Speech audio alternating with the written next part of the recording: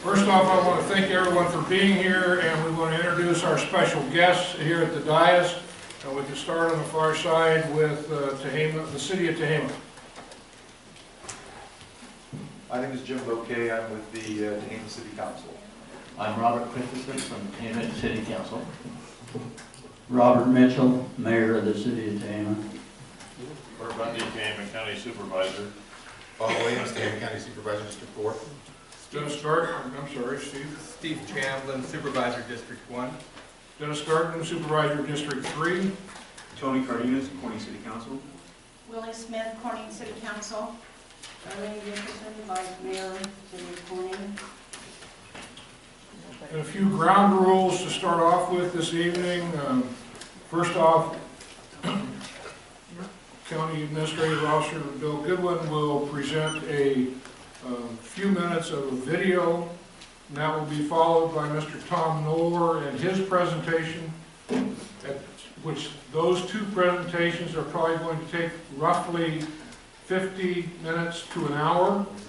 And then at the conclusion of that, we will open it up to others that want to speak. I would ask that you try to limit your comments. As you can see, with 100 people in the room or 150 people in the room, if we all talk for 3 minutes, it'll be after midnight before we get out of here. And I want to hear all your comments. We are here tonight to learn. We're here to hear your concerns, ask questions, learn the process, and I believe personally that this may be the first of many meetings before this comes to fruition, whatever direction that is. But I think tonight is the starting point, and we all have to learn and we all have questions.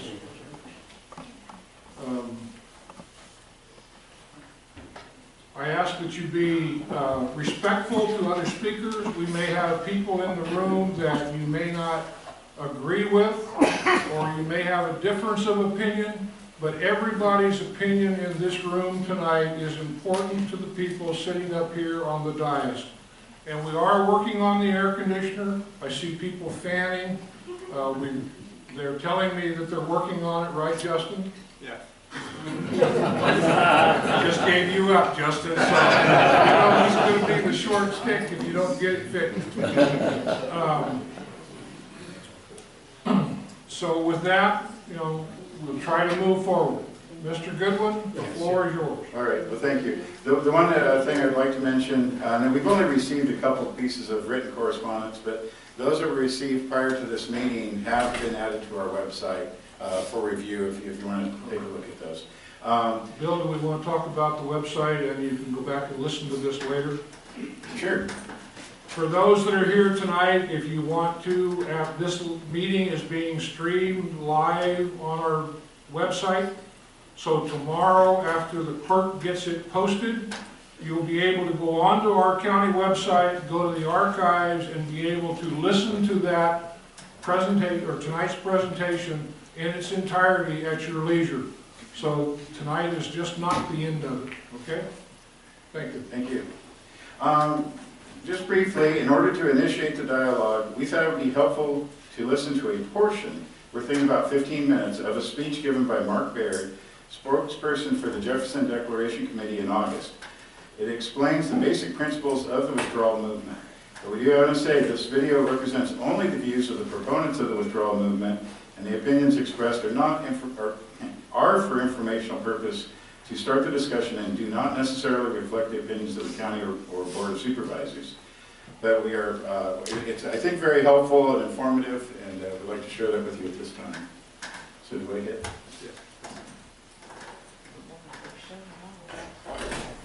And for those in the other room, it will be on your screen in that room.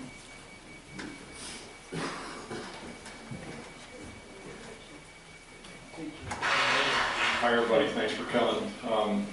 This movement is about us withdrawing from the state of California and forming our own state.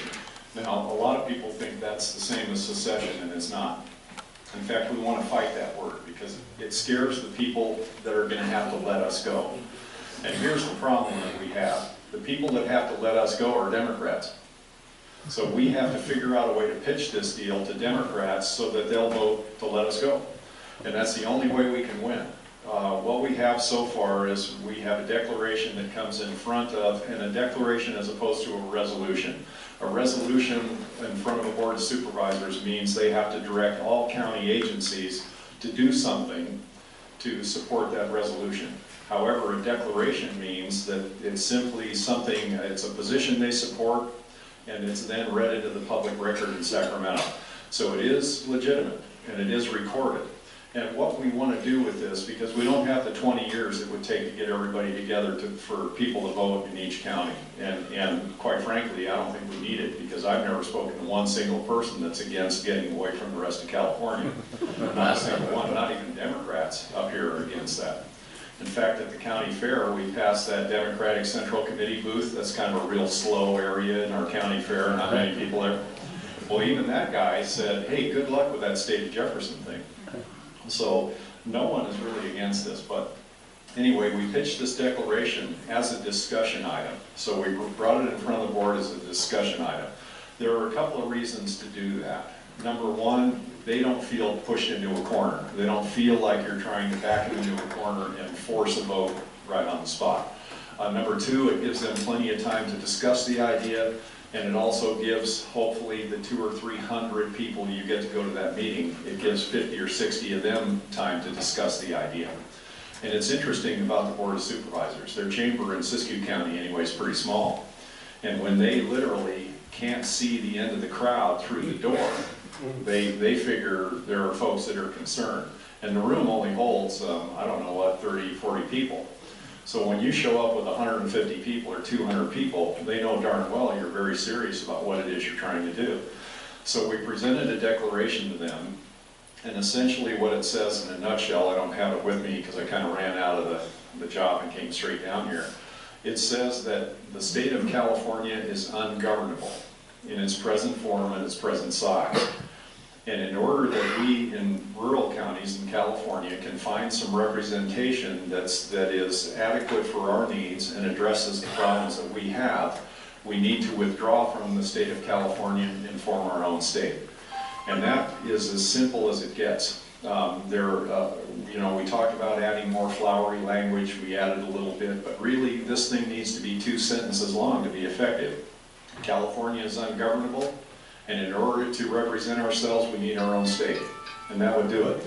It doesn't have to be confrontational. In fact, you don't want it to be confrontational. We very carefully thought this out, because one thing we didn't want to do is confront a board of supervisors and place them in a position where they say, well, gee, I'm not going to support that because you're trying to push me into a corner for things that I don't agree with. So what we wanted to do was simply present the notion that over the past 20, 30, 40 years, we've had no representation in Sacramento that's effective. Yes, we have good legislators. We have Brian Daly, we've got Jim Nelson, they're swingers, they get out there and they fight for us. But their vote means nothing. I was in Jim Nielsen's office all day last week, one day, and at the end of that, he calls me in his office and said, hey, what in the heck is going on up there with this state thing? And I said, well, here's the problem. You could stay home with the flu. And in fact, every Republican in the State House could stay home with the flu. And everyone else, the Democrats all show up, they can get a quorum, and they can pass any law they want, any day they want, regardless of who likes it or who doesn't like it. And it doesn't matter whether the Republican Party even shows up. It doesn't matter whether the Tea Party shows up. It doesn't matter whether 50,000 people gather in front of the state capitol and say we don't support this. Because they are in a position, and these are just the facts. And one thing about this, folks, you have to remember, these things aren't good and they aren't bad. These politicians, this politics, it doesn't have a mind.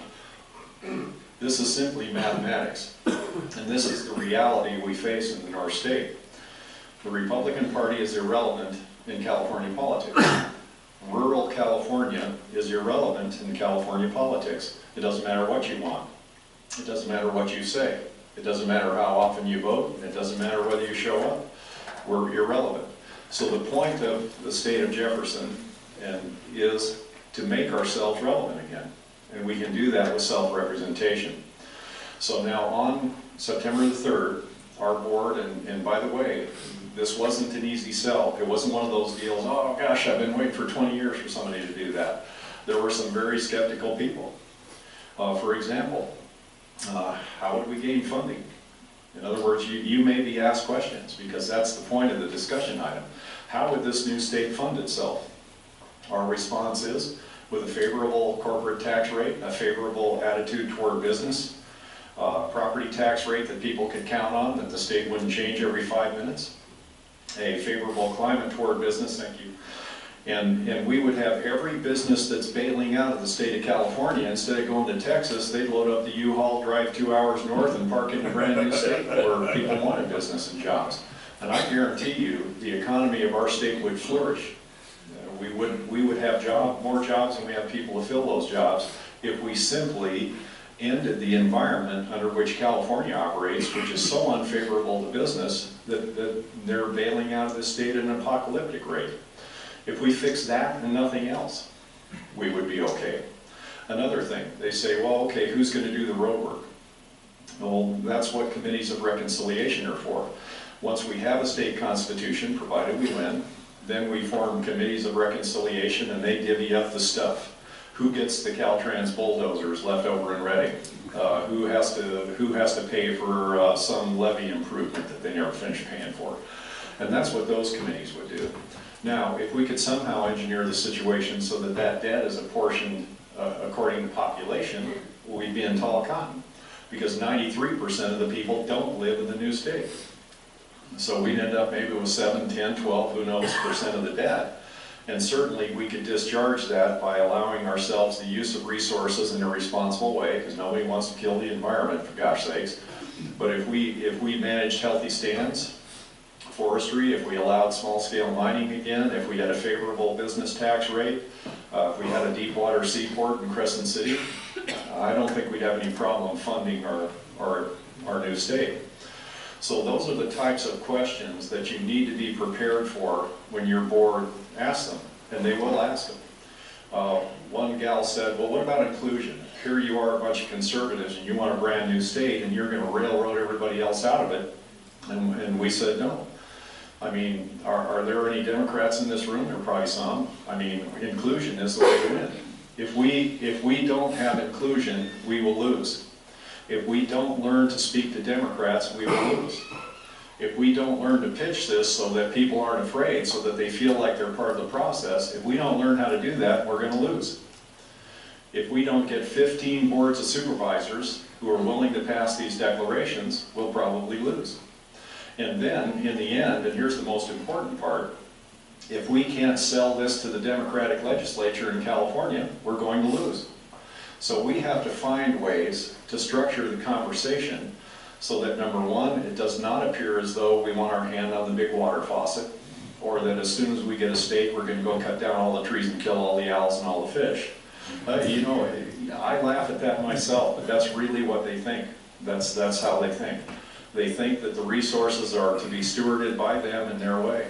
And so there are some conversations that we avoid when we're having these discussions out in the open. I never mention water, I don't mention forestry, I don't mention fish, I don't mention saving the environment. Here's the way I pitch it. We do not have adequate representation to suit our needs. Julie? You, on the other hand, have problems in urban Southern California that we can't even understand. We don't have large gangs. We don't have densely packed urban areas. We don't have the traffic problems. We don't have the infrastructure problems. We don't have the water problems. And we, on the other hand, have problems that you people can't possibly understand. You know, we're underemployed. We have poor economies. We have people who are destitute. We have families that are in trouble, which is causing a rise in elder abuse, alcohol abuse, drug abuse, and so on. We have Mexican drug cartels operating in the forest with impunity because we don't have enough of a sheriff's department to go prosecute them or catch them. All of those things are problems that we have that urban Southern California can't even imagine and don't know how to address. So the way for us to have inclusion is to say that because this state is so diverse and geographically so big, it is ungovernable in its present state, in its present form. And what we need to do is we need to separate 18, 19, 20 of the Northern California counties, however many are interested, so that we can change that and we can have adequate representation. Now, things like water and trees and all that stuff, those are things that the State Constitutional Convention will address, and quite frankly, much bigger brains than mine need to be involved in that, because those are complex issues that have to be handled correctly so that we do not repeat the mistakes that California has made. And one of those mistakes, by the way, in my opinion, in California, you can change the Constitution quicker than you can change your socks. The Assembly can change the Constitution, an initiative can change the Constitution, the Senate can change the Constitution. I think the governor can probably do it, I'm not sure about that. But what we want is a constitutional framework that protects the rights of the individual, the rights of property, the rights of people to govern themselves where that is allowed by law, and that framework should never be changed. Your code of regulations, those are the things you change. Your penal codes, health and safety codes, government codes, those are the things that adapt and change with technology and with people and with demographics. But once again, like the federal Constitution, as Daniel Webster said, the Constitution was meant to protect us from the good intentions of well-meaning despots. They mean well, but they mean to govern. They mean to be good masters, but they mean to be your master. And that's what a Constitution protects us against. It's not technology, not changing times. The Founding Fathers lived in changing times. In fact, their experiment with constitutional republic changed the world and scared the dickens out of every king and queen in Europe. They knew what changing times were, but they also knew that human nature never changes. And that's the type of constitution I can imagine in California. And we can accomplish a great many things with that Constitution. We can accomplish inclusion, for one. We can accomplish majority rule, but the minority has rights. We can accomplish all kinds of stewardship things. Excuse me, a lot of tax things. But first of all, first and foremost, we have to win. Because if we don't have our own state, the rest of it's irrelevant. So the way we see this, and we have formed a committee, the Jefferson Declaration Committee, and we have a website, jeffersondeclaration.net. So you can kind of look at you can look at our sample declaration, you can look at our action plan, and you can look at some of the bullet points, which are the reasons we think that a new state is not only a good idea, but really our lives will never change for the better unless we accomplish this. If we don't accomplish this, we can look forward to more of the same. And now we have some things in our favor in order to accomplish this. There are so many idiotic laws coming out of Sacramento right now, I can't imagine that anyone, Democrat or Republican, is actually in favor of some of this stuff. The child transgender law, the governor just signed SB 1, or he either signed it or he's about to sign it, which is regional governance for sustainable communities all over California. Well, gosh, can you imagine that we're so pinched for land in Wairika, California, that we need stack and pack along I-5? It just doesn't make any sense, and it won't work because we couldn't pay for it, and no one else would be willing to pay for it. In fact, rural California is a net welfare state. We don't contribute to the general fund. We get money from them, and that could be our ticket out. If we could pitch this to them as though here's your chance to get rid of 90% of the welfare cases in Northern California just by letting us go, and we'll handle it ourselves. And then you all down south, you can keep the loot and that all the riches that you have, and you can address your problems with that, and leave us alone. We'll figure it out. And we would. And one guy asked me, well, how the heck are you going to fix the roads and do as good a job as California? And I looked right back at him and I said, if I was free, I could live with a few potholes. I mean, if I was free, I could live with a great many things. I've never had the best stuff. I don't know, probably none of you have either. In fact, I had a county guy complain to me, we haven't had new equipment in 2 years. And I looked back at him and I said, I've never had new equipment. So those are the things that we could probably accomplish with this state, a great many things. And like I said, bigger brains than mine will have to figure that out. But here's what we need to do first. So that gives you kind of an overview. From there on, he kind of gets into more strategy type discussion. So I thought that was probably a pretty good transition point. So, Tom, if you're available, do you have a PowerPoint loaded up? Okay.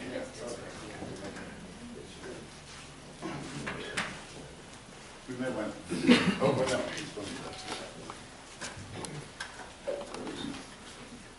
Thank you.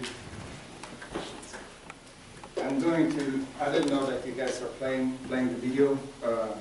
Mark, I just got an email from Mark. Use, no. Yeah, I'm gonna have to do that. Got an email from Mark that he told me he's in Colorado. He wished he was here, but he couldn't make it. He was like out of town for a while. I'm not that good of a free speaker, so I'm going to have to read this, and I need a teleprompter.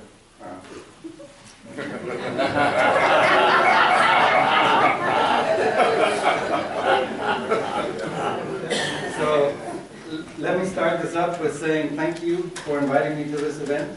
I cannot think of any better way of spending an evening than discussing our future and the future of our children.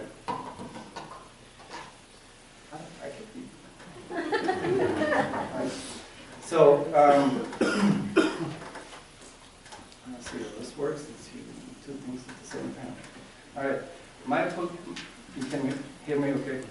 Okay, my political engagement up to this point was exercising my right to vote. I would argue with anybody not voting that they voluntarily give up one of the most powerful tools of influence that citizens can have. Only recently I came to realize that in fact for the northern counties of California, voting really matters little. We, the people of the North State, have disproportionate representation in the California legislature. I'm going to touch on why that is, what the problems are we experience, and suggest what we can do about it. The purpose of this presentation is to convince Tehama County and the cities of Tehama County, Red Bluff, Corning, and Tehama to consider supporting the State of Jefferson movement and officially voting for and signing the declaration of support for the separation of California. Let me interrupt here a little bit. Since Mark's presentation that was videotaped, we changed the naming around a little bit. And you'll hear, instead of withdrawal, you will hear the term separation from California. It's a better term. My understanding is that when they were looking for a proper term for this, they were trying to get as far away as they could from the secession term, and withdrawal came up and they kind of stuck for a while. But I think separation is a better term. Being an extension of the California government, the county and city governments cannot actively participate in the process to separate from California. But we, the people, can and are willing to work on this process. We're asking for support from the county and cities through the declaration of support. There's no further action required by the local government, at least not until we have the new state. 2 counties have already signed the declaration, so the tinfoil hat phase has already passed. At this time, the goal is to unite the northern counties in the cause. Once we have the declarations of 10 or more contiguous counties, the people will take the next step in initiating the separation. I want to point out that we're following a legal process described in the United States Constitution, Article 4, Section 3. This process has been performed in the United States several times throughout history. Maine was split from Massachusetts, Vermont from New York, Kentucky from Virginia, and West Virginia from Virginia. This is not a secession. We're not creating a new country separate from the United States. Secession has been discussed by Madison and found unconstitutional. Recent Supreme Court decisions have mirrored the sentiment. For all of you that like to brand us secessionists, I want to inform you that you're using the wrong term. We want to separate from California legally as prescribed in the United States Constitution to correct our lack of equal representation and become the 51st states of the United States. New slide. So here are the counties that we're looking to unite and motivate to separate from California. As I mentioned before, Siskiyou and Modoc counties have already declared their support to the process. We're getting a lot of requests from all kinds of other counties in California, from Oregon, even from Nevada.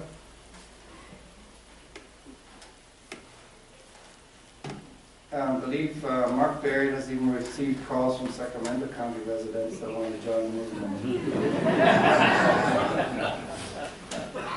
This validates our observation that rural representation is lacking for our cause, though we have to be careful to keep this separation on an acceptable level for the state of California, otherwise we will not be allowed to leave. The separation process described in Article 4, Section 3 requires that the state legislature of the separating counties agrees with simple majority to the separation. This means that Oregon counties need to get approval in Oregon, Nevada counties in Nevada, and so on. Our focus is on California and California counties, particularly in the North State, that are affected by the same underrepresentation and economic crisis. One more. Okay, our problems are lack of representation and lack of empathy. We currently enjoy 3 out of 80 seats in the California Assembly and 2 out of 40 seats in the California Senate. Our federal representation, despite excellent representatives, is even worse. It's a numbers question. It's not a question of the quality of the people that represent us. The reason for lack of representatives is population-based districting. Population-based districting has been federally required through a Supreme Court ruling, Reynolds versus Sims, in 1964. Over the history of this country, it can be observed that the balance of political representation has shifted, initially from a territory-based representation to now a population-center-based representation. Both are unfair representations.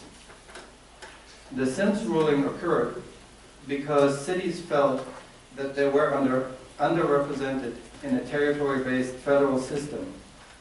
The Warren Supreme Court decided in a controversial decision that representation needs to be based on population. The one man, one vote rule forced the states to realign representative districts based on population numbers. This ruling has received much criticism. In a dissent to the ruling, Justice Harlan criticized the court for ignoring the original intent of the Equal Protection Clause. In California, this decision reduced the county representation in the Senate not only the Senate, from about one representative per county to the current system. The balance of representation shifted dramatically from balanced to population center based. Pre-1964, the North State could have had as much as 10 representatives in the California Senate. So why is this a problem for the North State? There are not enough representatives in California legislature that represent rural communities to affect the outcome for legislation that hurts rural economy. This is simply by the numbers. I'm not saying by any means that the few representatives that we have are not doing a great job. If the cities want to turn an area of California into a desert while preserving irrelevant fish or flushing the delta from their runoffs, they will do it with or without our representatives. We're all humans, but rural communities enjoy quite a bit different lifestyle than the cities. The population density in the cities requires laws and regulations that are not needed in rural communities and are unfortunately restricting rural necessities or hindering rural economic development. Gun laws come to mind, particular social rules and exceptions, but also various environmental restrictions that make absolutely no sense or are prohibitively expensive to be applicable in rural communities. City folks don't understand what we, the rural communities, need, and we likely don't understand what the cities need. Or we do understand and decided to move out of the cities and live in rural communities. We are separate communities and should be regulated separately. We live in the same state but cannot get our voice heard in the legislature. And things are not looking good for the state of California. Here's an economic question. California has $470 billion of unfunded liabilities. That is $11,000 for each citizen in California. The economic engine of this state has been on the same track for decades. The economy of the North State is unsuccessful, if not outright failed. Our county's deficit in funds proves it, and our unemployment rate proves it. When a current mechanism fails to produce results, are you going to continue doing the same thing? There is no indication that California eases on its business-unfriendly environment, or even considers getting its finances in order. Entitlement programs, the major reason for unfunded liabilities, are untouchable. The only idea of solving California's insolvency, at least temporarily, is to tax more and to add fees, all of which are hindering the real solution, that of creating more business opportunities and more jobs. Particularly for the rural counties, this is devastating. We are not allowed to touch our rural resources. Companies that have a market in California are unwilling to settle in California, and the reverse process is rampantly going on. Companies are closing or leaving California and taking the jobs with them. The consequence to rural counties is loss of property value, rampant unemployment, and social problems. It's time to take charge of our own affairs and change the climate to business-friendly. Regulatory output. I added this slide to give you an idea of what's coming out of the state legislature. In 2011, we got 700 new laws and regulations. In 2012, we got 800 new laws and regulations. 2013, we don't know yet. They're not done. It takes a full-time job just to keep track of all of them. Our legislators are in some kind of a competition. There's a race for the most legislation submitted and a race for the wackiest legislation. At least in rural communities, we need fewer laws, not more. Of course, that will never happen because we're a part of California and have to follow the same rules the rest of California does. And then we need agencies, over 570 of them, to enforce all of this and collect fees. The consistency of regulations is also something to analyze. A good number of them contradict each other. I'm not going into the details of this slide because of time constraints. When you propose a business plan to the state for approval, there are scores of agencies that have some sort of concern to file. We have agencies that mediate between agencies. The consequences are beyond carefully evaluating a proposed business. It turns business away. Okay, here's the process we propose. Get as many northern counties to approve the declaration to support the separation from California. This will unify the northern counties, add weight to our quest. Present our request to separate to the California legislature in the form of an act of the northern counties to separate. Authored by a Republican and a Democrat legislator, both in the Senate and the Assembly of California. Submitted for approval and vote. Now, realistically, we don't expect California legislator to pay attention to our request or even vote on this without a little prodding. Our problem is the lack of representation, and this ignorance proves it. If we are being ignored in our request, we have been harmed in our constitutional guaranteed right to equal representation. We'll seek to overturn the Sims ruling to correct this. There's a legal precedent and federal examples why the Sims ruling is bad law.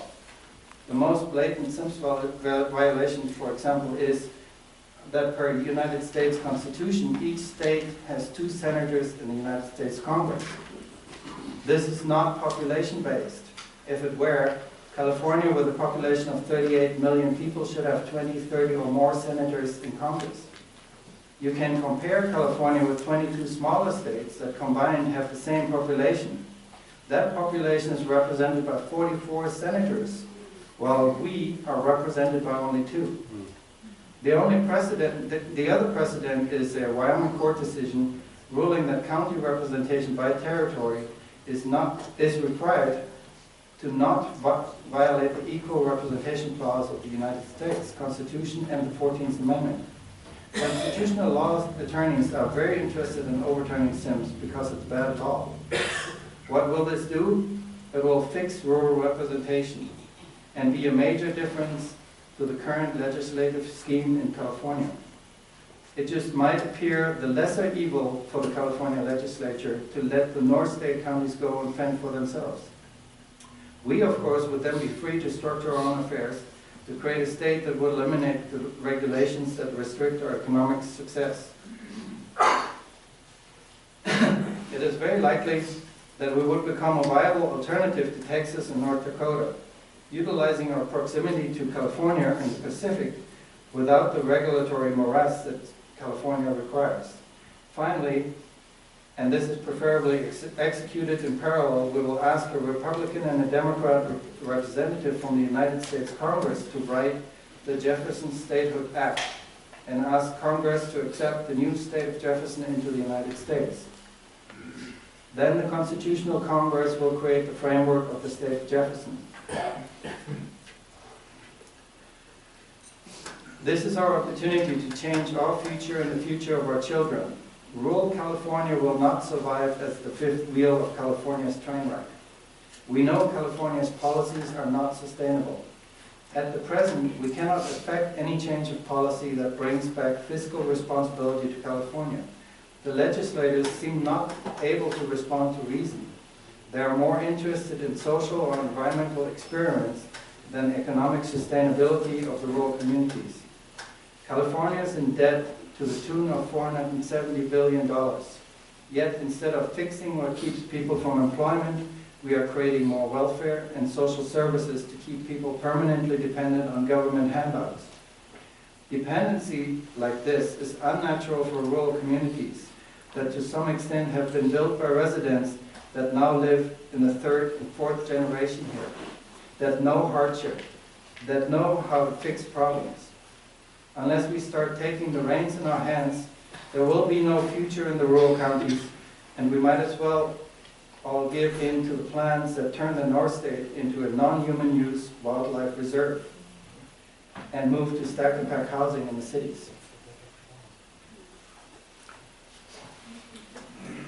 When we do get our own state, we have the rare opportunity to start with a fresh state constitution. We don't need to start from scratch. We can backsteal and borrow parts from other states that we find fit our rural interests. What we place in our constitution will depend on the Constitutional Congress and the people attending it to decide. But imagine having a constitutional framework that protects the rights of the individual, the rights of property, enabling the county governments to manage their local affairs, with the state just aiding through general policies and representation, just like the federal government was intended to aid in the uniformity of the United States as a whole. I already mentioned a business-friendly environment. This doesn't mean abandoning all environmental concerns and building smokestacks and heavy industry just north of California. But I can see quite a bit of opportunities with agriculture, logging, recreational mining, etc. Maybe sprinkled with a little bit of high-tech industry. Certainly shipping and distribution, particularly if California is going through some of their carb requirements. I can see a tourism advertisement. Come and visit the state of Jefferson, the first new state of the United States in over 100 years. Assuming all the northern counties sign up to the state of Jefferson, we will be still a decent-sized state. By population, we would be initially the 44th largest state, by size about the 43rd largest state. Our initial economy would compare to that of the state of New Mexico. I would think it is safe to assume that the economy would change quickly. It would improve with new businesses, new residents wanting to be part of this new state. with the current regulatory structures, we do have to address a couple of big concerns. I wonder if that's visible. Good enough. That graphic over there, the dark brown, the darker the color, the more state tax surplus they have. And the lighter the color is basically a deficit of state tax. So you see where the money kind of flows from the cities and population centers in ways into the rural communities. Our county, like all of the northern counties, are suffering a deficit in funding. Tehama County might be in a bit better shape than others, but overall the northern counties are at least partially funded by the population centers, which have a state tax revenue surplus. I am interpreting this as caused by the inability of the northern counties to utilize their resources due to California policies and mandates. The deficit created seems to be predominantly in social services provided to residents of the counties. Again, here my interpretation is that these social services are needed because of the comparably high unemployment rate in rural counties. We again can point at mandates and regulations that prevent business to settle in rural counties, and the ability to utilize abundant resources in the North State. I am going into some of the potential revenue generators for the North State in a bit. Overall, while the deficit appears to be an issue, it is fixable with proper representation and initiative. At the moment, it is also an additional argument for the separation, this time in favor of California. If they decide to let the northern counties go, they would have about $200+ million more available for their social experiments and to solve their city problems.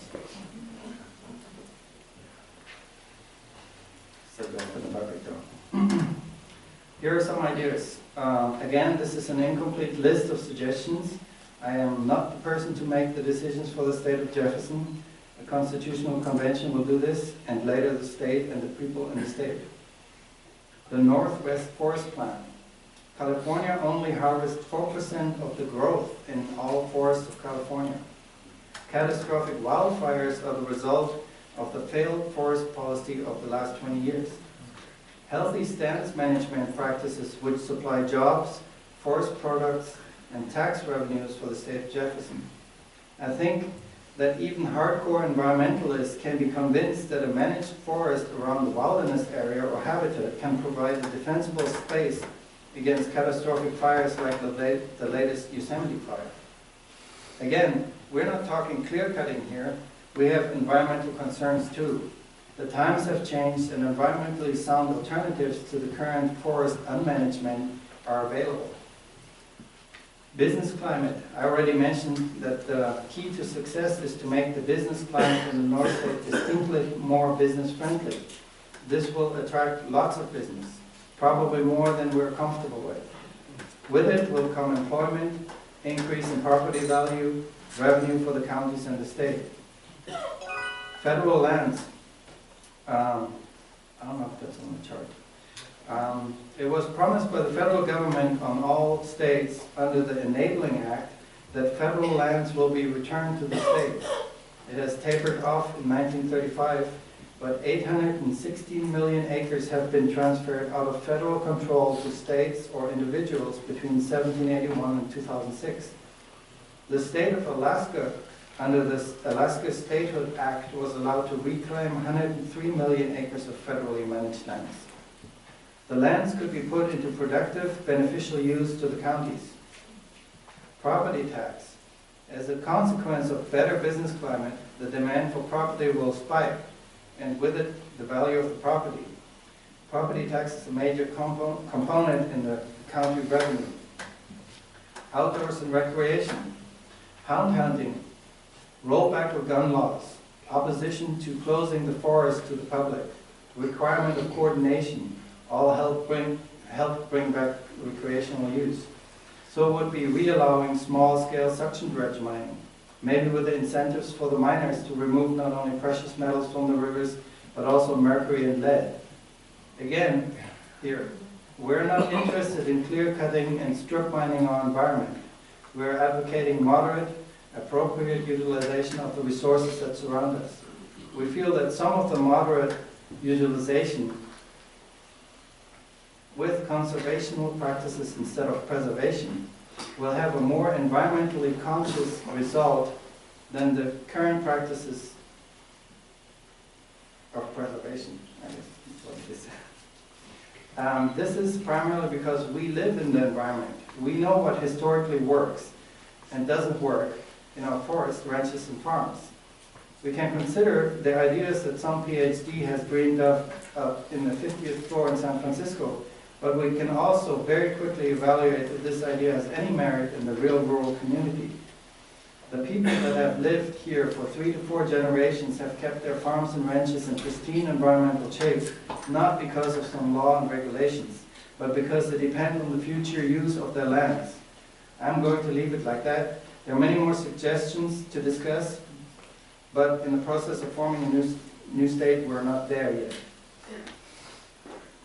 And I'm almost done.